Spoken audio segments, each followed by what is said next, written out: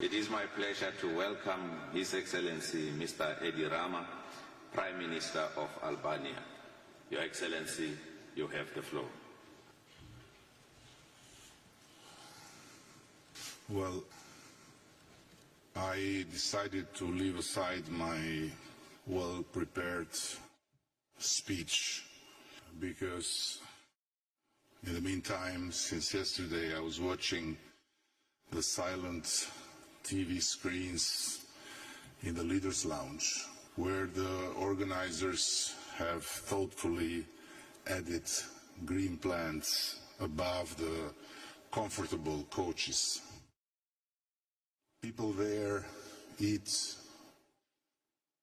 drink, meet, and take photos together, while images of voiceless speeches from leaders play on and on and on in the background.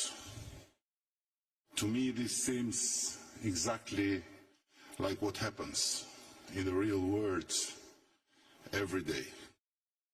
Life goes on with its old habits, and our speeches full of good words about fighting climate change change nothing. Worse, as the UN Secretary General emphasized yesterday, carbon emissions actually increased last year from previous COP to this COP instead of decreasing. And ambitious goals are once again postponed in a world increasingly confused and deeply divided. I come here from a little country in the middle of Europe, Albania, where we are proud to have 100% renewable energy production. But what does it mean for the future of the world if the biggest polluters continue business as usual? Far be it from me to lecture anyone. After all, we are used to being lectured, not to lecturing others.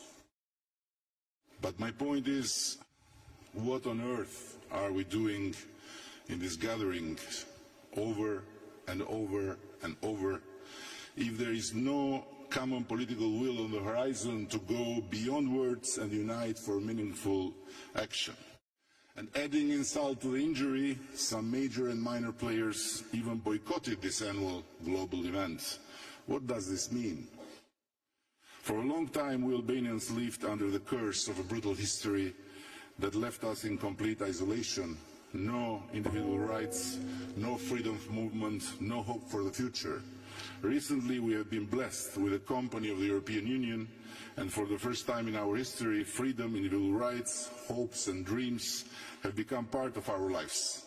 But what is happening in Europe and around the world today doesn't leave much room for optimism.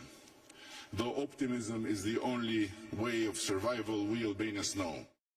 And while my voiceless image plays on the silent TV screens of the beautiful lounge next to this room, I want to end by evoking here a story from Anas bin Malik, may Allah be pleased with him, and I'm a Catholic by the way, who narrated that the Prophet Muhammad, peace be upon him, said, if the day of judgment comes while one of you has a sapling in his hands, if he is able to plant it before it comes, let him plant it.